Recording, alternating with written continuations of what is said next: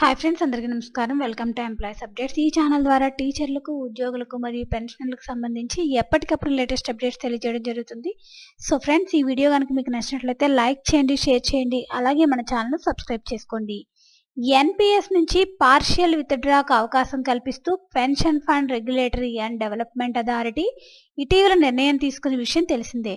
అయితే దీనికి సంబంధించిన మార్గదర్శకాలు ఫిబ్రవరి 1 నుంచి అమల్లోకి రానున్నాయి.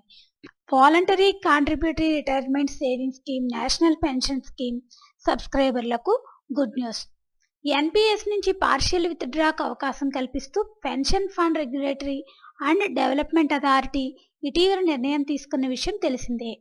అయితే దీనికి సంబంధించిన మార్గదర్శకాలు ఫిబ్రవరి 1 నుంచి అమల్లోకి రానున్నాయి.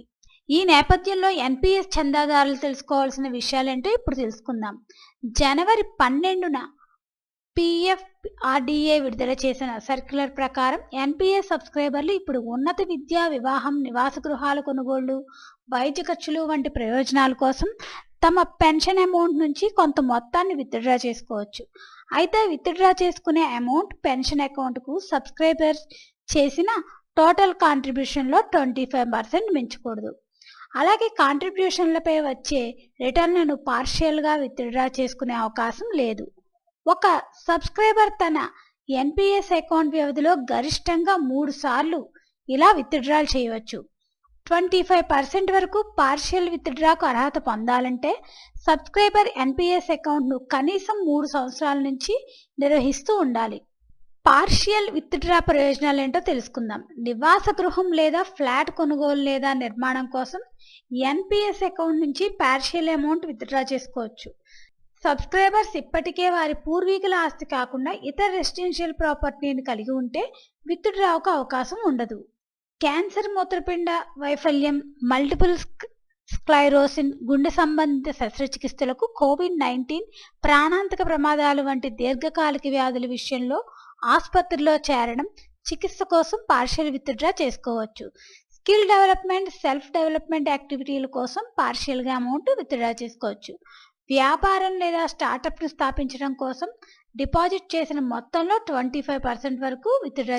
ఈ పార్షియల్ విత్డ్రా అర్హత ఏంటంటే, పార్షియల్ విత్డ్రా అర్హత పొందడానికి పెట్టుబడిదారి కనీసం 3 ఏళ్ల పాటు ఎన్పిఎస్ మెంబర్గా ఉండాలి.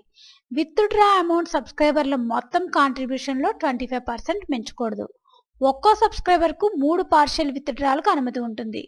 తదుపరి పార్షియల్ విత్డ్రాకు చివరి పార్షియల్ విత్డ్రా చేసిన తర్వాత సబ్స్క్రైబర్ చేసిన అదనపు కాంట్రిబ్యూషన్ మాత్రమే అర్హత పొందుతాయి.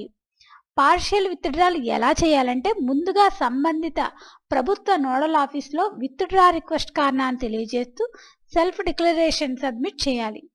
అవసరమైన డాక్యుమెంట్లు కూడా అందజేయాలి. విత్డ్రా రిక్వెస్ట్ ప్రాసెస్ చేయడానికి ముందు subscriber bank account penny drop టెస్ట్లో సక్సెస్ అవ్వాలి. అంటే డీటెయిల్స్ మ్యాచింగ్ వెరిఫై చేయడానికి సబ్స్క్రైబర్ బ్యాంక్ అకౌంట్కు ముందు స్మాల్ అమౌంట్ ట్రాన్స్ఫర్ చేస్తుంది. వెరిఫికేషన్ సక్సెస్ఫుల్ అయిన తర్వాత రిక్వెస్ట్ చేసిన అమౌంట్ సబ్స్క్రైబర్ అకౌంట్కు ట్రాన్స్ఫర్ అవుతుంది. సో ఫ్రెండ్స్, ఈ వీడియో కనుక మీకు నచ్చినట్లయితే లైక్ చేయండి, షేర్ చేయండి, అలాగే మన ఛానల్ను సబ్స్క్రైబ్ చేసుకోండి. Thanks for watching this video.